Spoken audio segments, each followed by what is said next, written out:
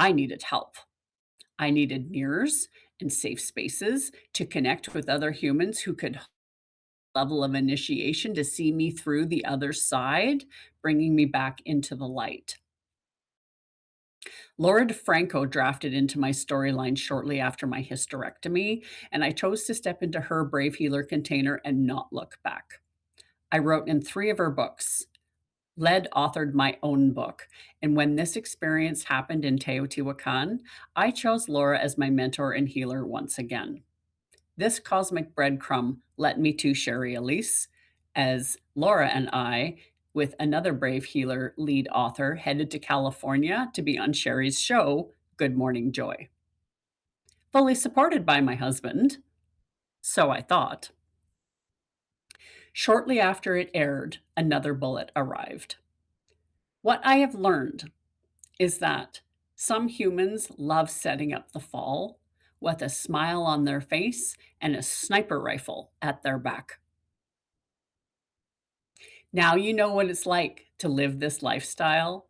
You can go find it again with somebody else.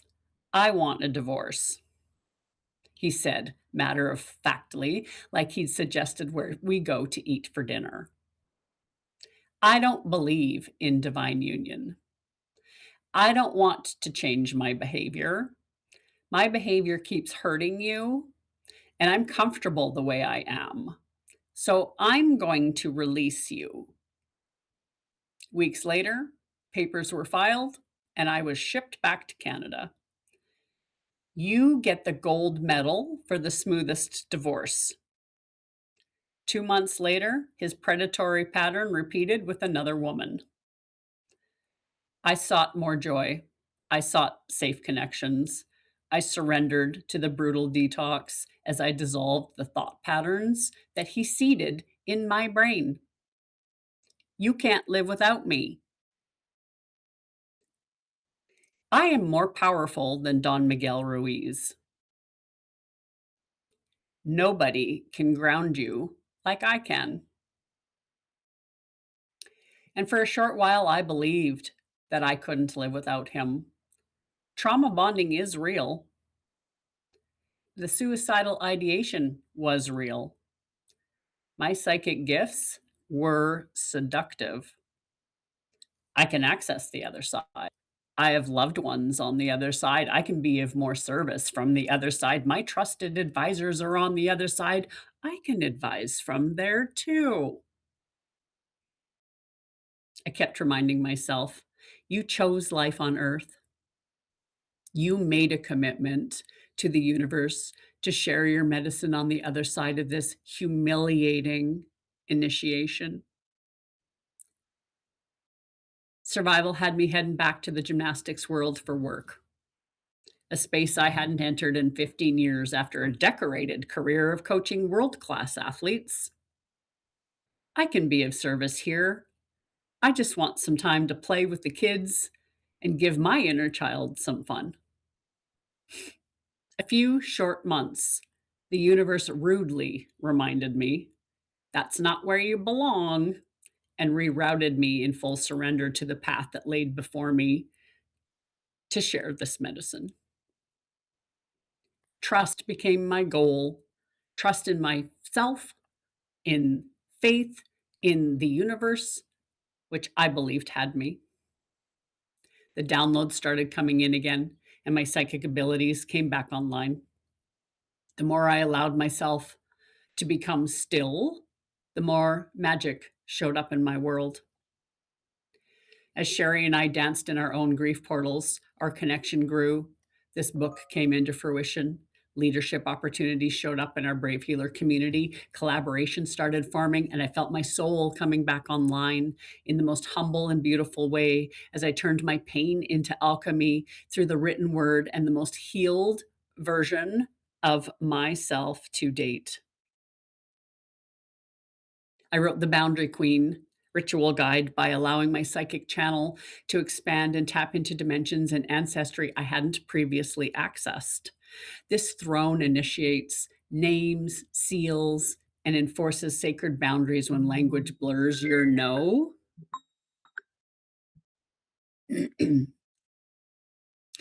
This throne initiates, names, seals, and enforces sacred boundaries when language blurs your no. Not in rage, but in sovereignty. Use it when you feel hooked after you've said no. Dream loots, check ins, ritual nostalgia.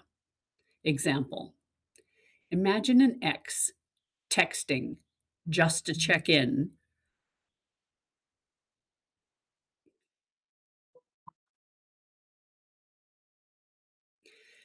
Imagine an ex texting just to check in months after you've already closed the door, even though you've said no.